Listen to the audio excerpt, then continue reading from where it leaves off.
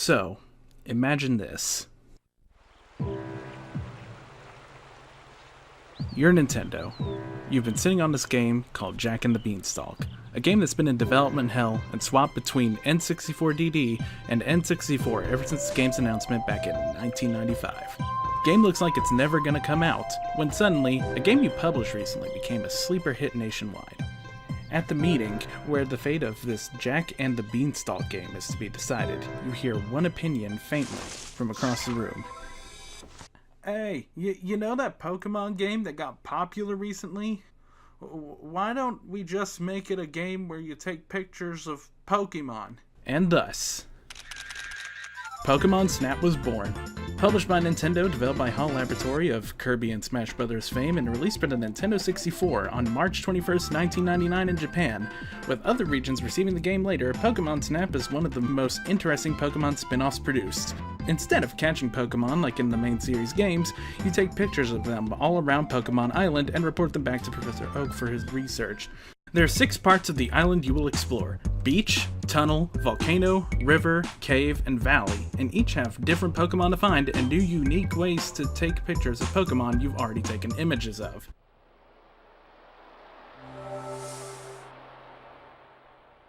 Taking pictures is super easy in this game. Hold the Z button and press A to take a picture when the Pokemon is in the middle of the frame. It really is that simple. The way to master being the greatest of all time is to take pictures that look unique and have the Pokemon doing something it doesn't do normally. Oak gives you items down the line to assist you in getting these high-quality pictures. One of them is Pokemon food, which is just an apple. Throw it in front of a Pokemon to either lure it to specific locations or get a good shot of them eating or even admiring the food. Or throw it at them if you really want to. I won't judge. The Pester Ball is a Pokeball-like item you into crevices to reveal Pokemon, or just throw them a Pokemon to make them faint if you want to be cruel.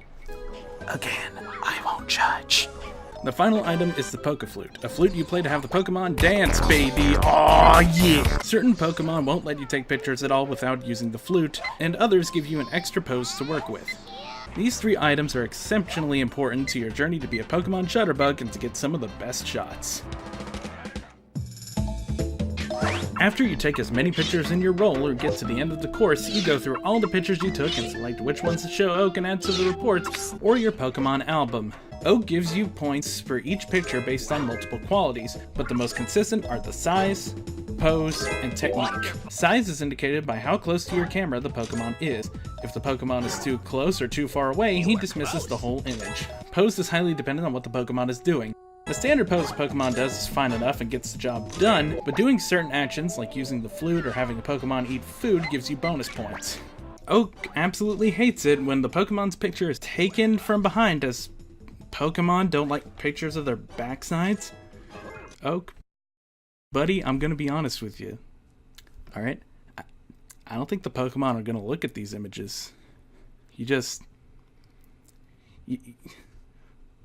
I don't think it matters that much, dude. Technique is based on if the Pokemon is in the middle of the frame. If it is, you get double the points given already. If not, the image is still put in the report, but without the 2x multiplier. Additionally, having more than one Pokemon of the same species in the frame gets you a small amount of bonus points. Graphics look really solid for an N64's title, outside of the usual pop-in that plagues games from this era. But I'll let it slide because look at how smooth that animation looks. How is this on the Nintendo 64? I'd wager that this might be one of the best looking games on the system. The sound quality is top notch too. If you like the voices from the 4Kids dub of the Pokemon anime, then the voices won't bother you too much. The music is also pretty solid and always fits the mood of the level and area you're currently in. My personal favorite tracks are Volcano,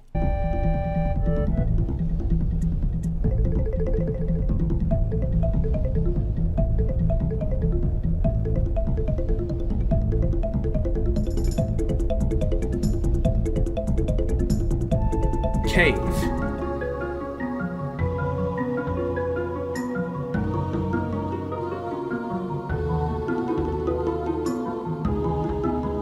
Valley,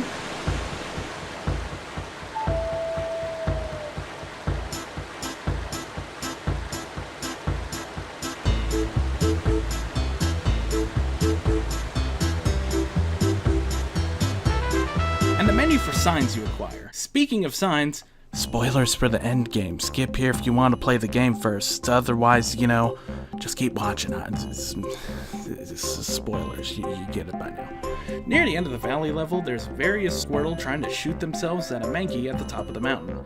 The last Squirtle hides in its shell, and you can hit it with a pester ball to make it slide up and hit said Mankey. Around the mountain corner, a pester ball at Mankey, and he'll land on a switch.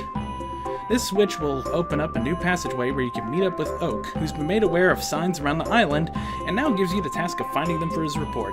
Now you have to go back to each level and find these signs, and thankfully the Pokemon Report menu gives you hints on how to find them. All of them are fairly easy to acquire. On a first-time player's playthrough, you might get stuck a bit trying to find certain signs, but a lot of them are so easy you can't really miss them. How easy, you ask? Here's how to get the Valley sign. Yes.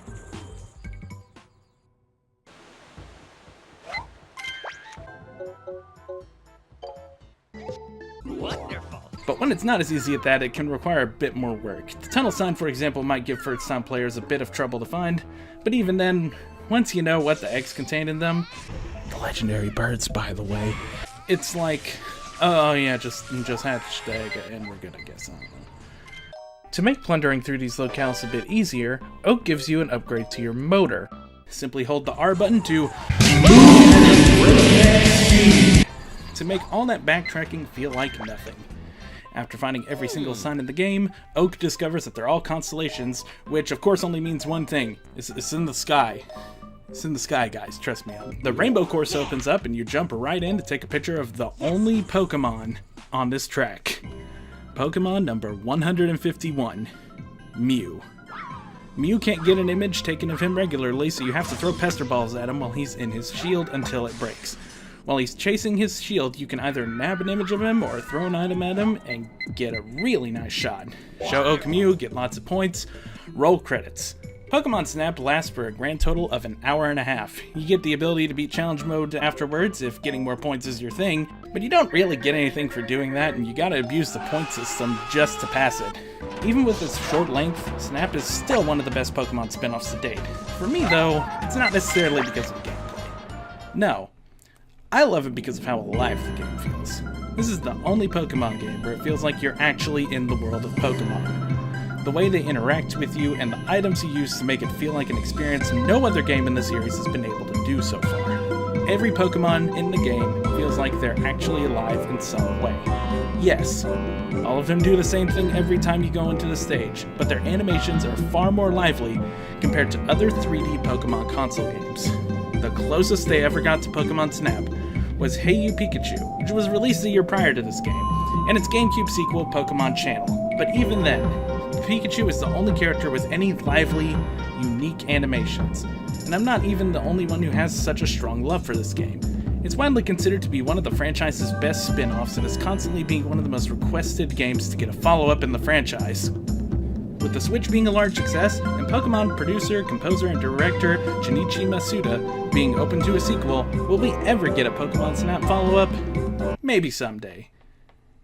Hopefully. As we approach 2019, Pokemon Snap is getting closer to its 20th anniversary. Best Nintendo will probably do is just re-release the game for Switch and call it a day, or even give the game a shout-out on their social medias. I personally hope we get some sort of Pokemon Snap follow-up someday. It really is a unique game, and I really hope more people get to try it out. Overall, I highly recommend Pokemon Snap, even with its short length. It's an experience other games in the Pokemon series have yet to capture, and I hope Nintendo eventually releases a Pokemon game that feels just as alive as this one. As of this recording, Pokemon Snap is currently around the $10 mark on its original console, the Nintendo 64, as well as the Wii Virtual Console, which you should get as soon as possible since the Wii Shop channel is going to die very soon by the time I get this video out, and the Wii U Virtual Console as well. I feel like the best way to end this video is to show off some of the photos I put in my personal Pokemon album. Until next time, have a great day, and let me know what you thought about this video in the comments.